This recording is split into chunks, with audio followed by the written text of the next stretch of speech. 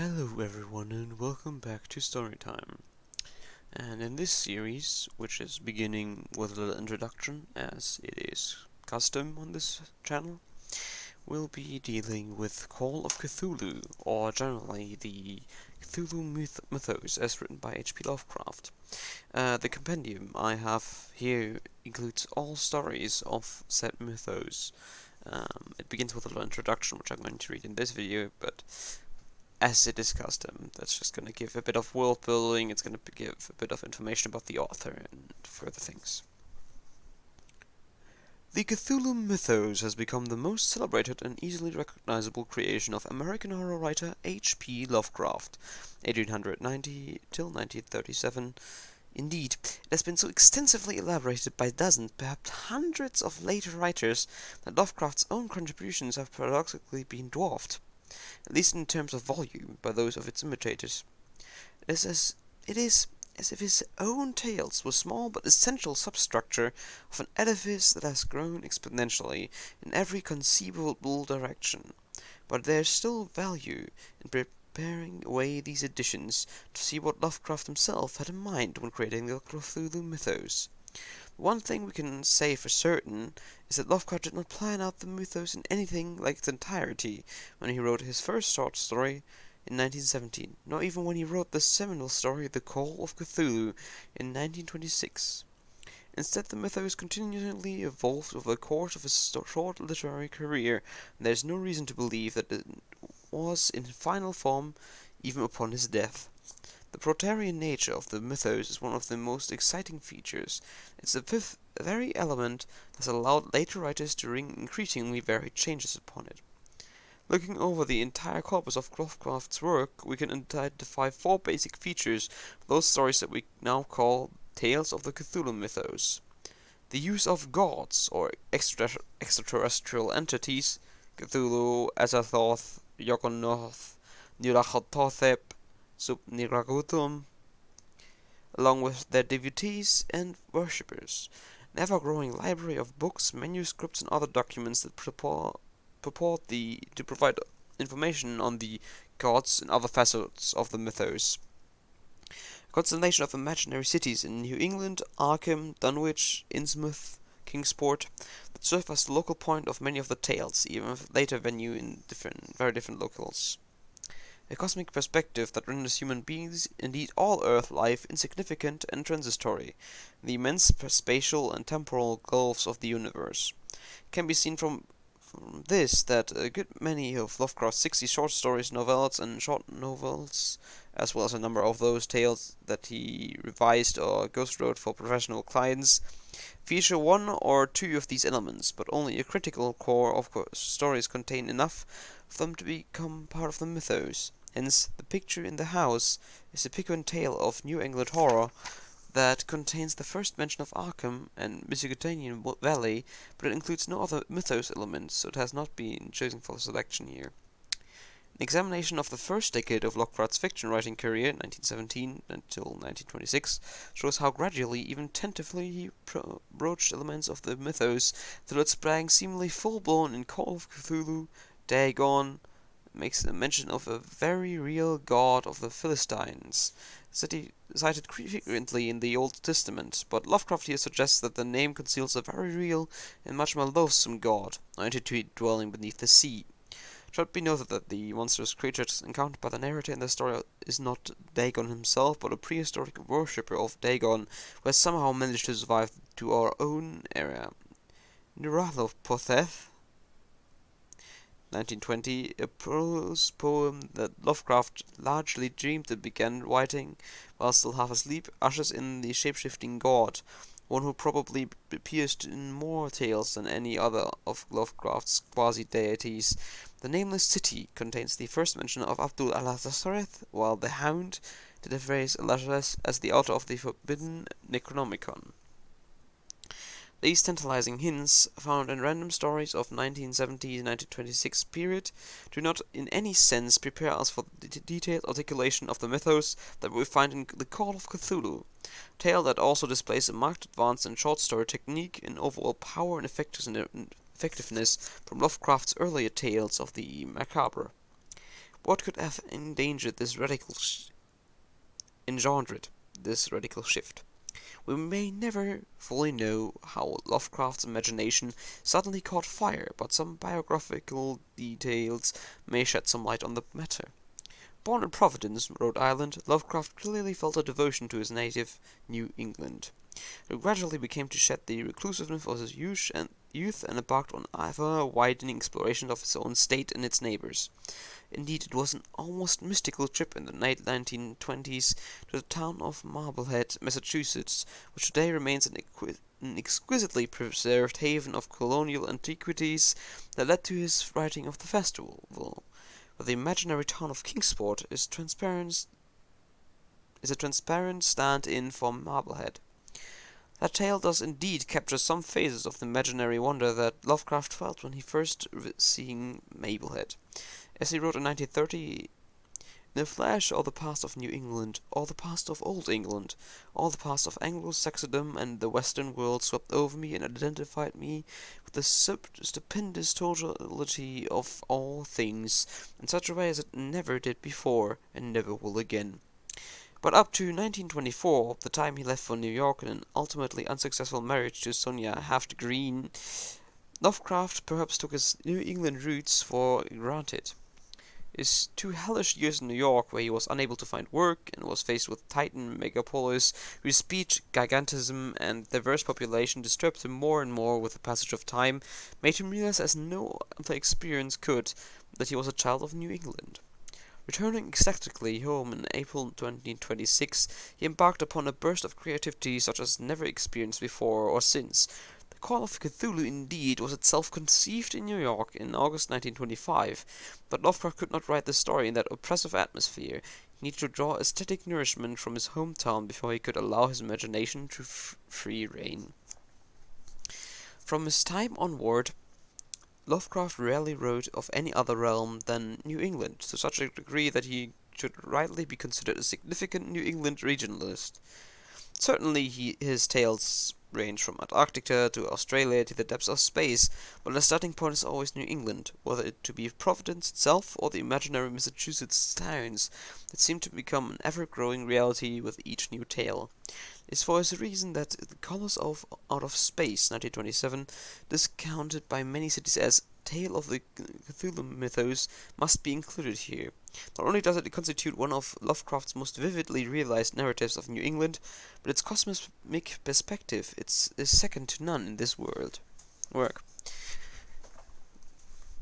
To be sure, no mythos gods are mentioned, but the inscrutable of the entity or entities lodged within the meteorite that lands on all unsuspecting farmers' property in Lovecraft's most successful attempt to depict entities that are alien, in the most profound sense of the term. The Shadow over Innsmouth, 1931, is perhaps Lovecraft's most successful fusion of regional horror and cosmicism. Its depiction of the decaying backwater of Innsmouth, based on the town of Newburyport, now beautifully restored colonial gem, very different from what it was in Lovecraft's day, is unforgettable. While lurking in the background is a legion of alien hybrid creatures whose very existence is the source of terror in the tale. This puzzled many readers how Lovecraft died in the wool materialist, that is, one who believed the matter or energy was the sole constitution of the universe, and that such things as soul or spirit were myths that had no existence. An atheist could be so prodigal in the creation of gods in his stories. But of course these gods are extraterrestrials from the depths of space, and their encounters with humans being largely a product of chance. Moreover, Lovecraft recognized that his gods served a largely symbiotic function. They were metaphors for the essentially unknown abilities of boundless universe that human science, for its tremendous advances, can never fully grasp. This is especially so in the case of Azathoth, who seems to occupy the pinnacle of the mythos pantheon, if a pantheon can be called. This blind idiot god is nothing more than a symbol for the eternal mystery of the cosmos. Robert M. Pierce, a leading Lovecraft scholar who has devoted much of his career to the location of the Cthulhu mythos, first identified a process of demytholization in Lovecraft's mythos stories, then recognized that this demythologization had been presented from the very beginning, even in Call of Cthulhu. Lovecraft's gods are never portrayed as gods, pure and simple, even though they were worshipped as such by their human devotees, but the demytholization of these entities becomes explicit by the time we come to the short novel At the Mountains of Madness, 1931. It is here that Lovecraft clearly states that the accounts of gods, such as the old ones found in the books of the Necronomicon, are nothing but myths.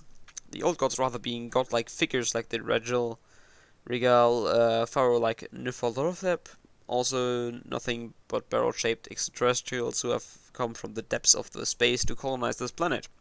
They have indeed created all earth life as jest or mistake, but this was an incidental byproduct of their million-year rulership over the world.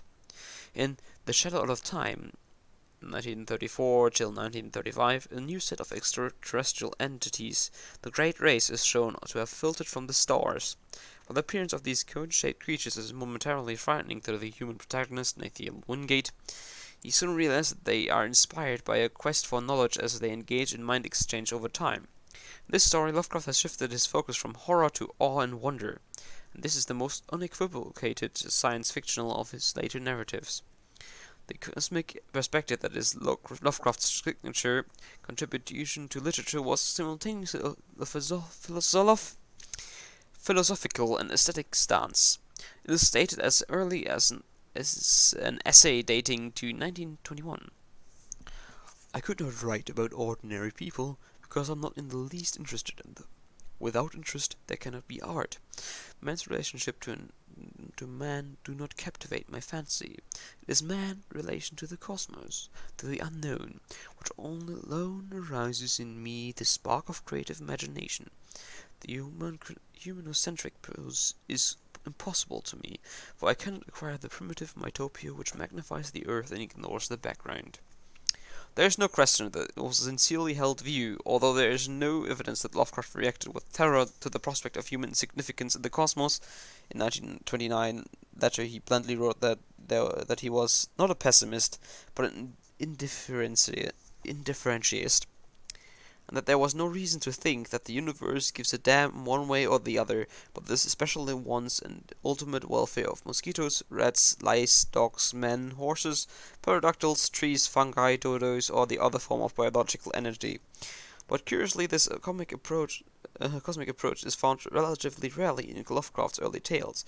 Perhaps Dagon and Nyarlathotep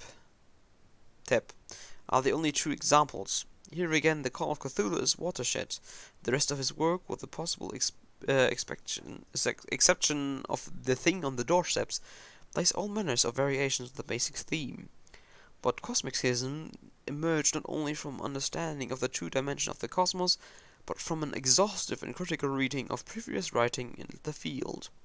Lovecraft, one of the most well-read figures in the history of weird fiction, became increasingly aware that such standard tropes of supernatural fiction as the ghost, the vampire, the witch, the werewolf, the haunted house, and so on were becoming passé and outmoded. The advance of science had rendered many of these conceptions so improbable that they could not be effectively used in serious weird fiction. The only alternative in Lovecraft's mind was to create synthetic monsters, whose existence and properties could not be denied or rendered implausible by science. Hence the gods of the mythos, who emerged from a region of the universe where natural laws might be very different from what they were in our corner of space. Cthulhu, for example, is able to recombine disparate parts of himself. The old ones are uneasy mix of properties, some belonging to planets, others to animals. The great race has perfected the technique of mind exchange, as also has Asenath Wade in The Thing on the Doorstep and the avatar of Nyarlathotep. This is impossible to pronounce, sorry, in The Haunted of the Dark. The definite expression of Lovecraft's cosmicism was articulated in an unwitting manifesto dating July 5, 1927. This was when he resubmitted The Call of Cthulhu to Farnsworth Wright, editor of Weird Tales. Wright, flummoxed by the tale when he first read it, had rejected it, perhaps understandably, since he was doubtful whether his readers would understand, let alone enjoy, a story so far beyond the conventional bounds of horror fiction.